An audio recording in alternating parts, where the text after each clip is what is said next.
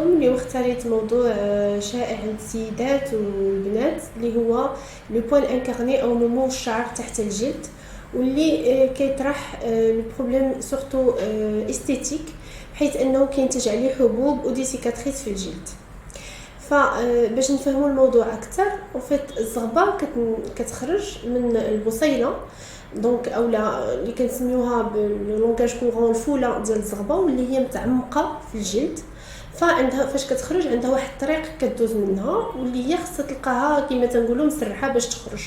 الوغ ملي حنا كنبداو نحيدوا الشعر بالنتر اولا يعني لا بانس اولا لا سيغ، دون باغ الزغبه كتبدا تغلط، اي دوطخ باغ الطريق اللي كتخرج منها كتضيق، فبالتالي كتبدا تعوج تحت الجلد وكتدوز فوالا تحت لابو، اي كنوليو نشوفوا كاريمون الزغبه تحت الجلد، وهذا هو لو بوين انكارني.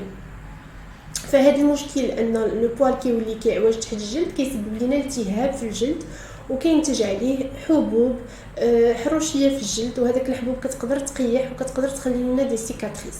الوغ احسن وسيله للتخلص من هذا المشكل العلاج لو بوين انكارني هو اللازير، لان كما تنقولوا غادي يمكننا من نحل جوج المشاكل. داك الشعر اللي ما بقيناش اللي كنحيدوه، دونك سا فا بيرميتر لو لازير اون ايبيلاسيون، اي دوزيامون هو علاج لو بوين انكارني، بحيث ان ملي كنبداو نديرو حصص اللازير الزغبه كتولي كتعطل باش تخرج، يعني كتاخذ واحد الوقت طويل باش تخرج.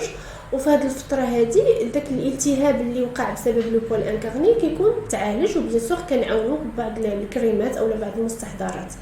دوزيامون حصه بعد حصه ديال اللازير الزغبه الفوله ان فيت ديال الزغبه كتضعف اوتوماتيكمون، غتولي تعطينا واحد الزغبه اللي هي رقيقه، اللي هي خفيفه، واللي كيسهل الخروج ديالها من الجلد. وبهذه الطريقه كنكونوا تخلصنا من لو بوين انكارني، وفي نفس الوقت راه حنا كنعالجوا يعني كنديروا ليبيلاسيون ديالنا اللي غتاخذ يعني الوقت ديال بعض الحصص، وفي الاخر كنكونوا تهنينا من المشاكل بجوج. الوغ بالنسبه للناس اللي ما يمكنلهاش دير اللازير، فهنا كيبقى خصنا نبدلوا داك الطريقه اللي كنحيدوا بها الشعر، دونك نتفاداو النطر، نتفاداو لاسيغ.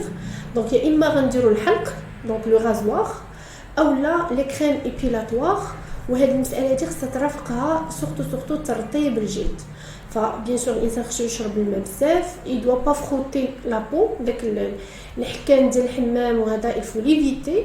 او ميم طون اون فوا كنساليو لا دوش ديالنا سورتو من بعد الاستحمام الفو بيان يدغطي لا بو، خصنا نرطبو الجلد بزاف باش كنلوبريفيو، يعني بحال كنسهلو على ديك الزغبه تخرج من وسط الجلد بلا ما يوقع لينا الالتهاب في الجلد. وبهذا كنكونوا يا اما خففنا يا اما حدينا من المشكل ديال لو بوين انترني.